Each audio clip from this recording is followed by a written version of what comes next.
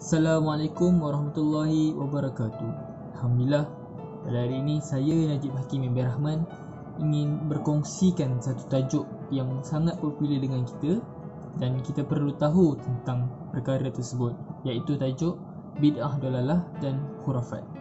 Jadi sebelum kita pergi lebih jauh, kita kena kenal dulu apa itu bid'ah dalalah dan apa itu khurafat. Menurut Ibn Asir, bid'ah terbagi kepada dua, iaitu bid'ah huda dan bid'ah dolalah. Bid'ah huda merangkumi segala amalan yang mengikuti tuntutan agama Islam, manakala bid'ah dolalah pula adalah setiap amalan yang bertentangan dengan tuntutan agama. Jadi bid'ah dolalah ni pada umumnya adalah benda yang salah. Dan apa itu khurafat? Khurafat pada bahasa adalah rosak pemikiran, dan pada istilah pula adalah segala perkara yang diciptakan oleh manusia, tidak kira sama ada ianya perkataan, perbuatan dan keyakinan yang tidak ada asas sekalipun tentang agama Islam, dan dengan tujuan untuk mendapatkan manfaat dan menolak mudarat. Itu adalah perkara-perkara yang dipanggil khurafat. Sebagaimana kita tahu, pada zaman dahulu kala banyak orang yang mengamalkan ni kerana kurangnya pendedahan ilmu terhadap mereka. Jadi apa contoh-contoh yang kita boleh lihat sebagai benda perkara itu adalah perkara khurafat atau bid'ah dolalah. Yang pertama adalah seperti minyak dagu, nasi kangkang, tilik nasib. Semua tu adalah amalan-amalan yang berkaitan dengan khurafat. Contoh pakai tangkal dengan tujuan untuk mendapatkan manfaat daripada perkara tersebut dan menolak mudarat. Pakai tangkal untuk menolak bala. Itu antara contohnya lah. Kita teruskan kepada apa faktor yang menyebabkan kita terlibat dengan bid'ah dolalah dan dengan perkara khurafat ni.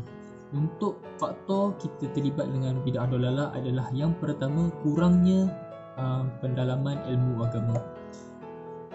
Sebagaimana yang kita tahu, ilmu agama adalah suatu yang sangat penting dalam kehidupan manusia supaya dapat memandu kita dan membawa kita ke jalan yang lebih lurus dan tidak terpesong daripada perkara-perkara yang salah. Yang kedua adalah kerana kita tidak memastikan antara hadis itu sahih ataupun palsu ataupun dhaif.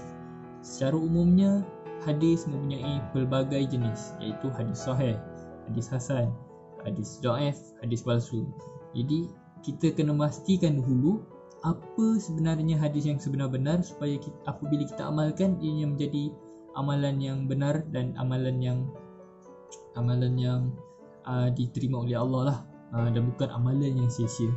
Jadi itulah antara faktor-faktor terlibat dalam bid'ah dolalah. Manakala faktor kita terlibat dengan khurafat ni adalah, yang pertama adalah kita mengikut hawa nafsu semata-mata. Contohnya adalah kita dengki dengan seseorang yang berjaya daripada kita dan kita ingin mereka jatuh. Kita ingin melihat mereka jatuh, jadi kita cari cara yang mudah untuk membuat mereka jatuh. Dengan contoh ni lah, pergi jumpa dukun, jumpa bomoh dan perkara-perkara tersebut. Dan kedua adalah semata-mata untuk mendapatkan manfaat dan menolak mudarat. Ni samalah juga macam hawa nafsu kita tadi. Kita hanya mementingkan diri kita semata-mata dengan cara yang mudah, kita mengambil jalan yang terlibat dengan khurafat ni. Itu antara faktor lah. Kita terus pergi, macam mana kita nak atasi daripada terlibat dari perkara-perkara ni. Yang pertama adalah kita kenal pasti dulu apa sunnah-sunnah yang sebenarnya dan kita amalkan.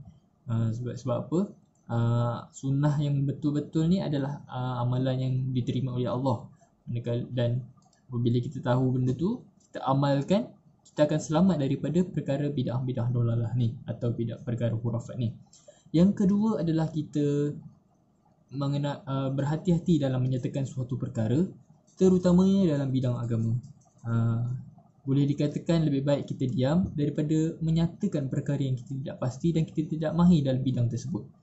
Sebab kadang-kadang apa yang kita sampaikan itu pun apabila kita tidak pasti ia akan memberi kesan yang buruk terhadap diri kita dan terhadap orang lain yang mendengarnya. Dan yang terakhir adalah sentiasa melakukan amal makruf dan nahi munkar. Dan ini kerana apa? Sebab kalau kita sibuk melakukan kebaikan, kita akan lupa dengan hasad dengki kita, dengan hawa nafsu kita. Sebab apa? Kita sibuk dengan kebaikan kita dan berusaha untuk membantu orang lain juga hindar daripada perkara-perkara buruk tersebut. Jadi itulah antara perkongsian saya pada kali ini. Jadi itu saja daripada saya. Wabillahi taufiq wal hidayah. Wassalamualaikum warahmatullahi wabarakatuh.